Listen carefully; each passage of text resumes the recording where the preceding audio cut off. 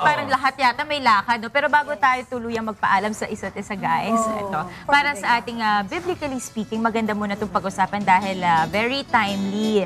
Paano nga ba ang maayos o magandang gawin ng isang tao kung hindi niya mapatawad yung kanyang kaaway dahil nakita niya mismo itong taong ito na pinatay yung kanyang mahal sa buhay? Diba? Tamang-tama ito sa ating panahon ngayon. At para sagutin yan, makinig tayo kay Brother Eddie Soriano.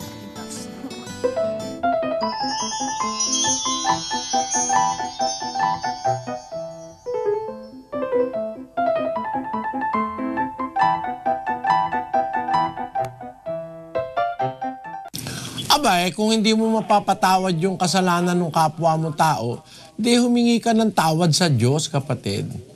Gaya nung insidenteng sinasabi mo sa harap ng mahal, sa harap niya pinatay yung kanyang mahal sa buhay, mapakabigat siguro ng patawarin yun, pero humingi ka sa Diyos ng tawad. Sa Diyos ka humingi ng tawad. Ganito yun sa 32:5 ng awit.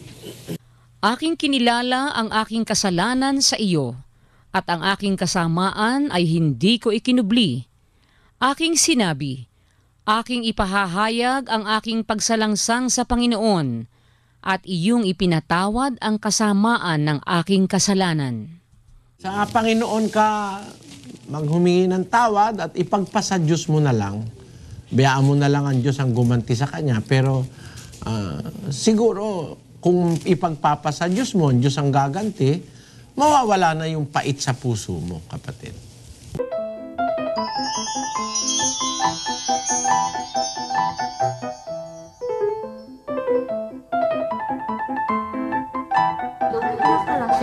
Thank you so much, Brother Eddie Soriano, Best Bible-Based TV Evangelist and Dangal ng Bayan Awards 2014. Oo, get it straight now with Daniel Razon. At syempre, importante naman ang pag-usapan nila dyan. Kaya mga manonood nila, sino? Louis de Guia. O yun, si Commissioner Louis de Guia. Kaya manood tayo. Si Louis is the one of those who voted against Smartmatic. Good. So, good. Magandang matanong yan ni Kuya. O sige na, pasok na tayo. Bye-bye. Bye, guys! Bye, Dog!